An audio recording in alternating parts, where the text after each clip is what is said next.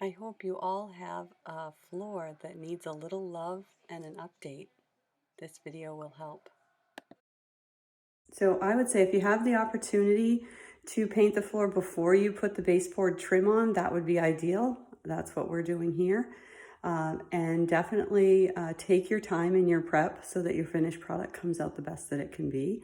Use your vacuum, wash the floor several times. There's nothing worse than getting dirt and grime all mixed up with your paint. And pick out a really nice color, one that's wearable.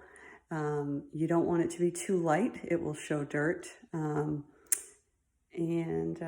want the right finish. So I'm going to go with a satin finish that's easy to wash, and I'll go through that on the video. So you'd be best off patching any irregular areas that you have. In this area of the floor, I had a really wide gap in between two of the wide boards. So what I decided to do is to fill in and patch that area, and then I went back and scribed in a new kind of a faux line afterwards. It just gave a little bit more smoothness to the finished product and made the floor look more cohesive.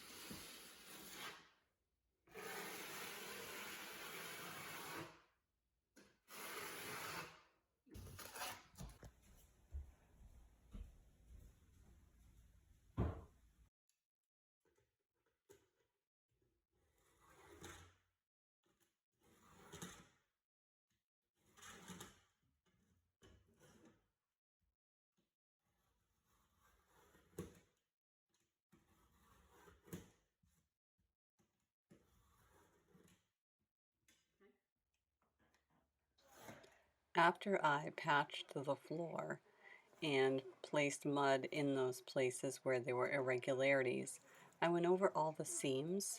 I used a framing square and a knife so that I could put the lines back in the floor where all of the boards met up.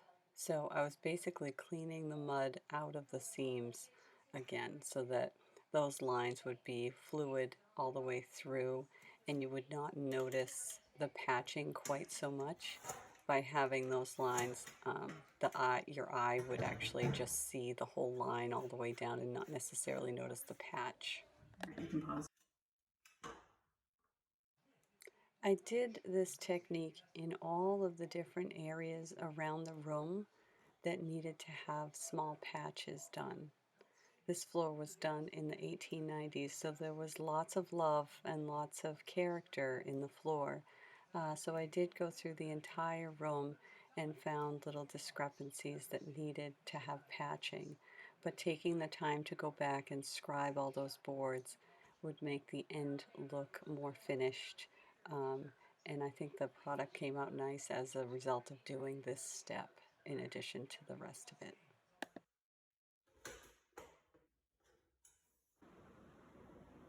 So cut the floor back so that the threshold falls in the middle of the door opening. And got a few more patches to do here so that this floor looks good. Painted around the outer edge so that we can install the baseboard. And there's still some trim work to do, so I didn't want to paint the whole floor, but once that's done, I'll paint the whole floor. The patchwork came out nice, especially the really large seam that was going on over here. Looks really good. I'm happy with how it came out. I like the color. Color looks good. Yeah, it's coming together nicely.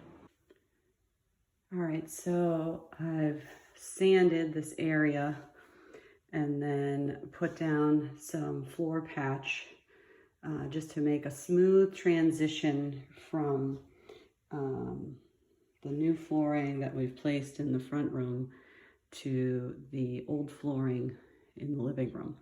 This floor is really old, so it needs lots of patching, but if you take the time to do the prep work, sand it nice, kind of add in some of the grooves to make it look like natural wood again, I think we're going to end up with a really nice product when it's all finished. So we've patched this up. The other thing I want to show you is once I put some primer and paint on this section over here, I did not like how it looked, so we went ahead and we sanded and kind of feathered out the patchwork that was done here. So I'm going to re-primer and paint that section. So you can always do that if you put some of the paint down and then you don't like how it looks. You can always go back and do some more sanding. You know, do a little evaluation after you've done the primer. So tackle it. You can make it happen.